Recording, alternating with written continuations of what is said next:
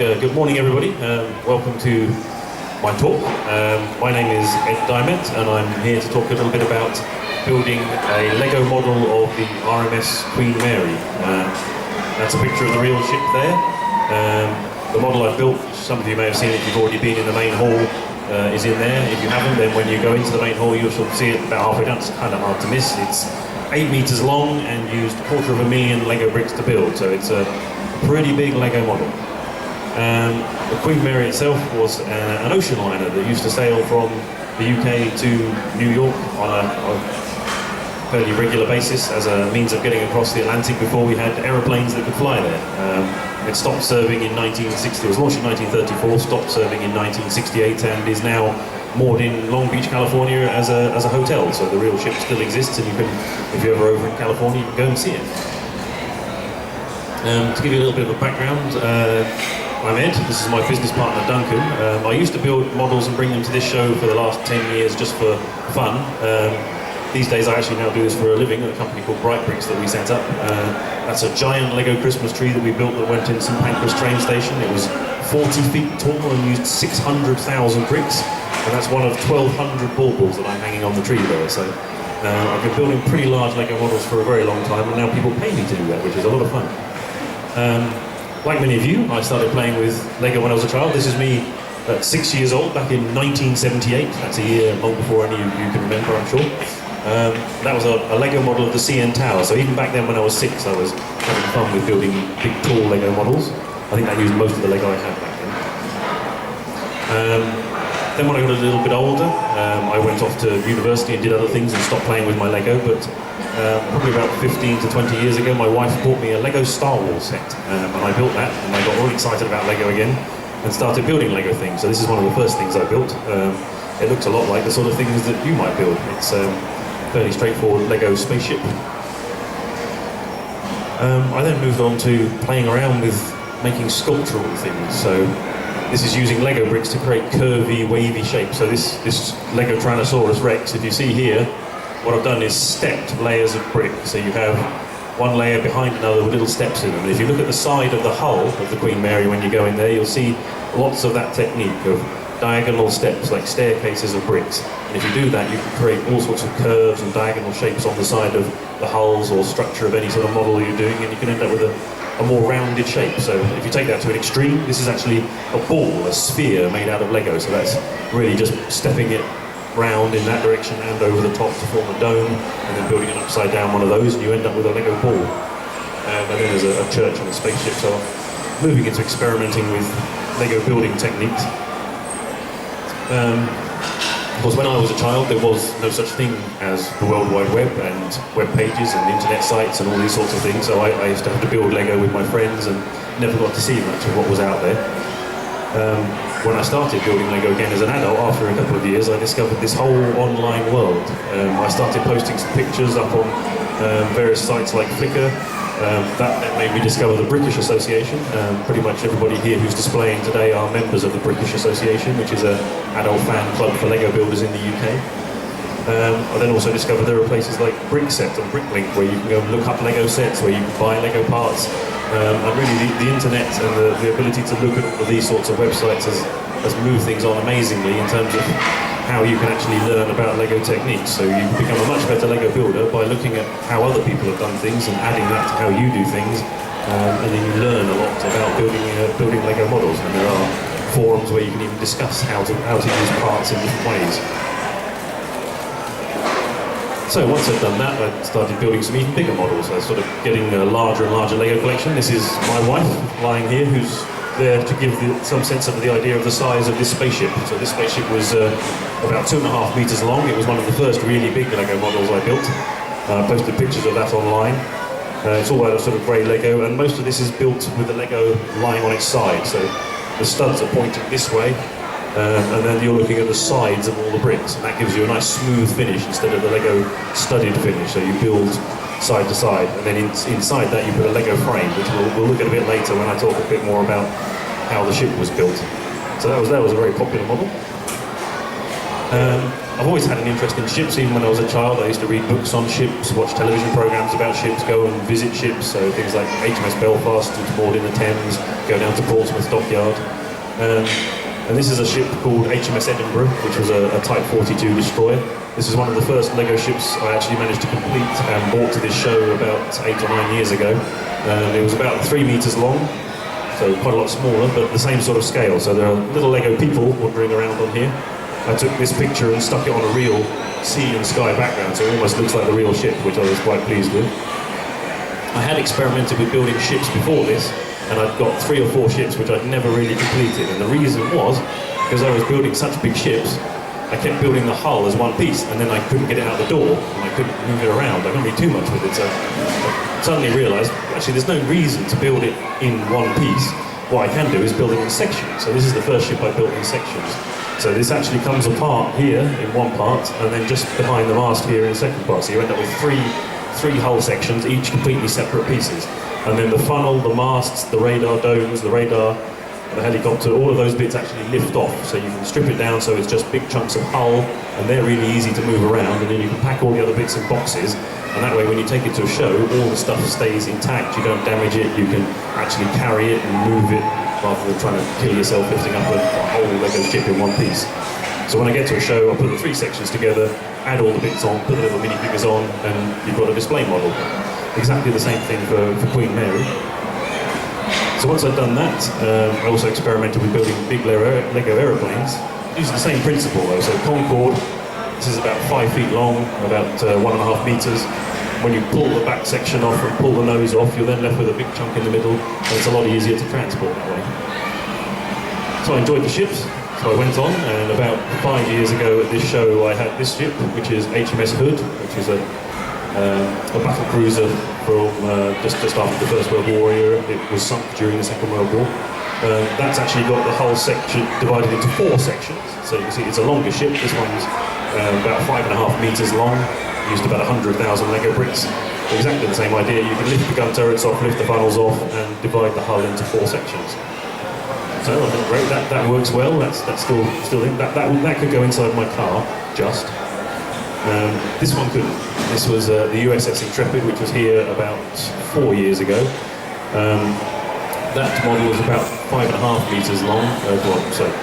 Near 6.5 meters long, but getting on towards 7 meters. And that divided into 6 hull sections. Same sort of principle, divides into pieces. The whole flight deck came off in sections. You take the aircraft off, you take the control tower off. So the same idea. So the idea works really well that if you want to build a big Lego model, make it so that the sections can divide up into parts. They don't actually have to click together, so you don't have to have the Lego studs clamping to each other. You can actually just have pieces sitting on top of each other, as long as they've got a sort of spot to locate them on. So you build a little frame, like this funnel, for example, actually sits into a hole that shape in the ship. So it makes it really easy just to lift bits on and off. It makes it much easier to transport. So this one needed a van to move it because it's that big.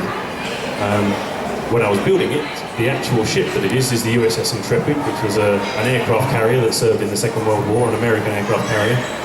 It carried on, was used in the Korean War, the Vietnam War, and eventually it lay there going all rusty, and then somebody decided to buy it, and they bought it and turned it into a museum. So it's now moored in New York Harbor on the riverside by Manhattan, and it's a museum. You can go on board it, and it's got lots of exhibits of aircraft, spacecraft, all sorts of naval history things.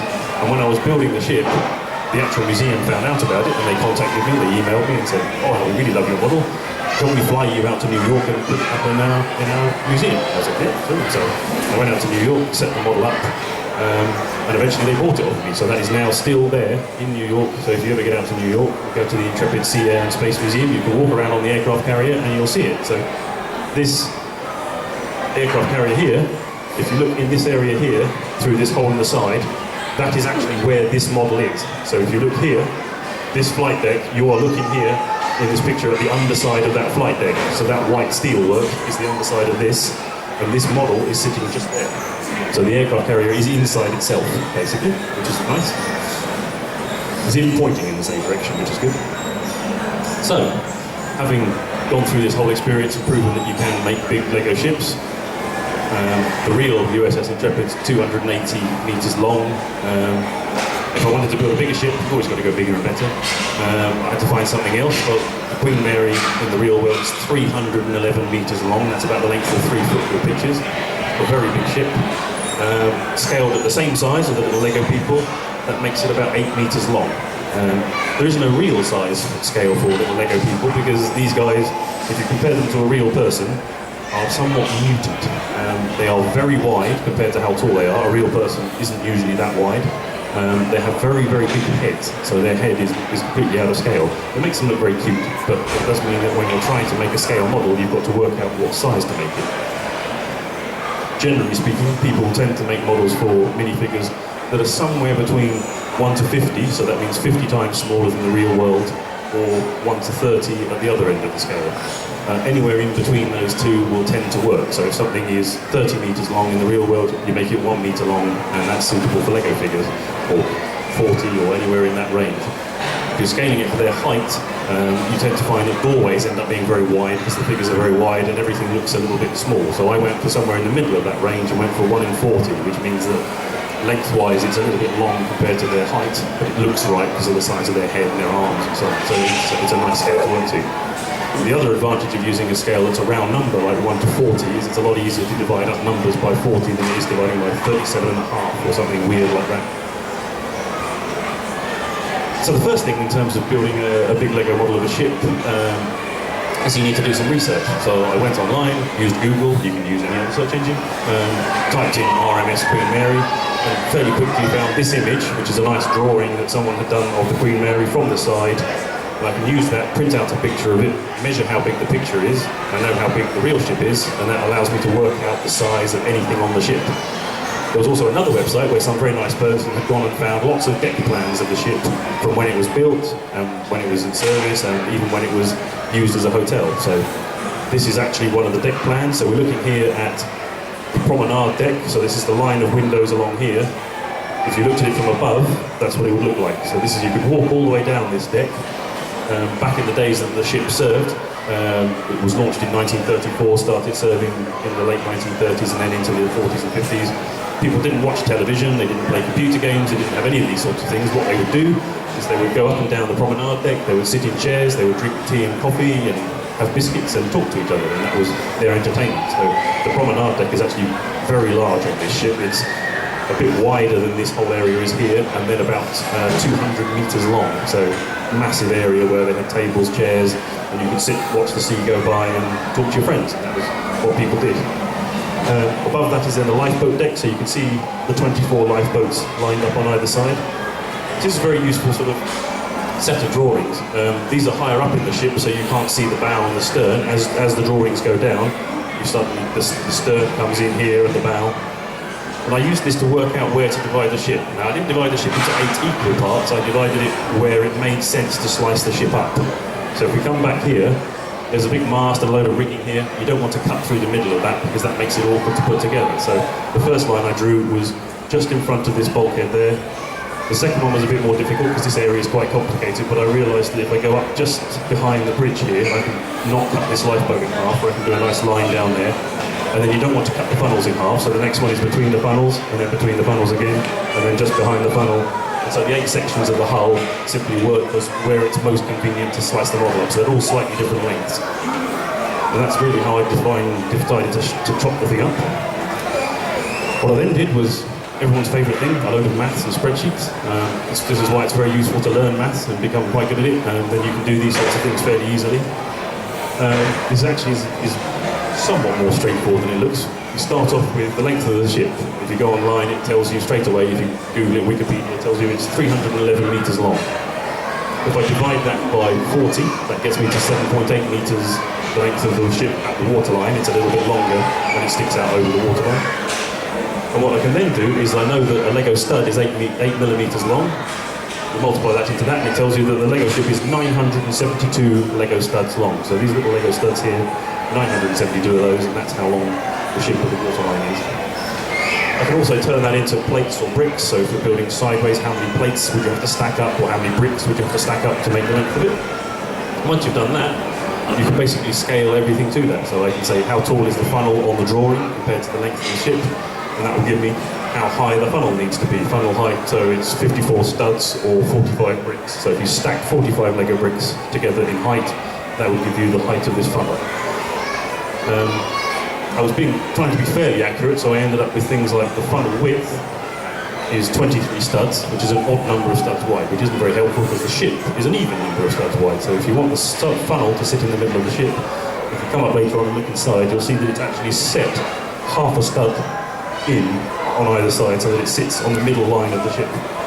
So there are a few little complicated things like that, but essentially you adding more and more dimensions. Every time you want to build something, you go and look at the picture, work out how big it is, and then you've got something to work to keep all the scale correct, because otherwise you end up with a ship that's either horribly too tall or wide or looks a bit strange. So it's 250,000 bricks. There were 6 of us working on it. I built most of it, but I had lots of people helping me building things like my wife built all the lifeboats, and people at my work built various little Lego pillars to put inside it to help me speed up the process. It took us around 4 months to build it. And it was finished on Friday. This is my conservatory. I put all the ships I've built in my conservatory at various points. The Queen Mary is so big, it won't fit in my conservatory. So this was the one and only time that the whole thing was laid out. And that's from one corner, touching the skirting board, to touching the skirting board at the other end. And as soon as I got above this level, where the bow starts to go out and the stern starts to go out, that's then trying to go through the wall. So the first time I ever had it fully assembled was here on Friday. This is actually in our workshop, so I had to move into the workshop to be able to actually lay it out again. There's my wife, to give you a sense of size. You can see here the grid system, so the whole inside of the ship is on this massive grid. All of these are 16 stud squares, so that fits nicely with Lego Technic beams with the Lego 16 by 16 plates. It's a nice system to work to. And you can see where these double thickness bits are, or where the joins between the sections are. So that's one section, another section, another section, 8 sections from bow to stern. Add a load of black bricks and layer it up, and you keep going up. This is a bit later on, back in my conservatory, but you can see the bow and stern sections are missing because it just won't fit there. This is the promenade deck I was talking about. It starts all the way back here, runs all the way up the ship. You see it's quite wide, and I've got all the sort of internal windows. So if you go and look on the model, you look through the outside window, you can see some of the detail on the inside. You can also see here how the grid system carries on. So the grid down here, there's another layer there, and there, and there, and between them is a series of pillars. That gives you a lot of strength in the ship, but it also makes it lightweight. It's all hollow inside. It's not one solid lump of Lego, otherwise it would be incredibly heavy. As it is, the whole model weighs about 400 kilograms already, so getting on towards half a ton. Adding any more Lego would just make it ridiculous. This is a little shot as I was building it. I thought I'd put a little minifig down here so you get a sense of the size, and you can see the portholes. The portholes are built using the little Lego arch pieces. So I've got an arch the right way up, that's fairly simple. This is an arch the wrong way up, and you can see this is one tile and another tile, the smooth Lego bits. We put 2 smooth Lego bits together, allows you to turn that brick upside down, and then there's a little Lego plate going inside, and that connects it to the inside of the ship. So even though the Lego brick is upside down, it's held in properly from the inside. So we then get onto the stage where we'd actually finished the build. This is laid out inside the hall. We assembled all the sections on the table, added the funnels on because they just plonk on top. These huge vents, these are air vents that draw air down into the engine for when it burnt fuel. The Queen Mary had absolutely massive engines. It's one of the biggest engines ever built by man is inside that ship. Enabled the ship to go at nearly 40 miles an hour for a ship that was 3 foot with built long and weighs 80,000 tons, and it could do nearly 40 miles an hour of speed. Plonk the masts in, they slot into holes in the deck, put a load of minifigures on it. The model isn't actually quite complete, it looks fairly complete, but there are a lot of handrails. So along the sides here and up the bow, you can just about make them out. You can see them on the real model are the handrails to stop people falling overboard. We were only able to put about 10 metres worth on. There are something like 30 metres of handrail to go on there. That's about 4,000 Lego parts just to add the handrails. So still got to add those on, a few other little details, but by and large the model is pretty much finished. I brought along a lifeboat. You can come up and have a look, and I'll give you a little run through how we construct something like that, and also the funnel, which is quite interesting because when you look at it, what it actually is Lego brick, Lego roof tiles. So if this was a normal Lego model, it would be this way up because all the Lego slopes are built on top of each other like you're building a Lego roof. You build a big roof that way, you build another one that way, and then you stick them together in the middle using the little headlight bricks that you got on Lego cars, and you end up with a funnel. So it's just a series of bands going around like that. And once you've done that, if you tip it up on its end, it becomes a funnel. And that allows you to get this lovely elliptical, it's called an ellipse. It's a bit like an oval, but it's a continuous curve, so it's called an ellipse. It's a bit like the shape of your eye. And I think they did that on the ship to make it look more speedy and streamlined, for the same reason that the funnels are also leaning back, because it makes like the ship look like it's going really fast. I mean, the real ship, as I said, went very fast. I worked out actually on Friday, because we've got a little woman who's fallen overboard off the ship. She's trying to be rescued. If you've fallen off the bow of the ship, you would have 18 seconds before the back end of the ship, even though it's 3 football pitches long, at the speed it would go, 18 seconds later, the ship would have gone. So you've got very little time to be rescued if you fall overboard on a ship like that. So don't fall overboard. Okay, I think that really concludes the talk on how I built Lego Queen Mary. If anyone's got any questions, let me know, or feel free to come up to the front at the end and we can have a look at the funnel and the bottle life, but have a chat about that. Thank you very much.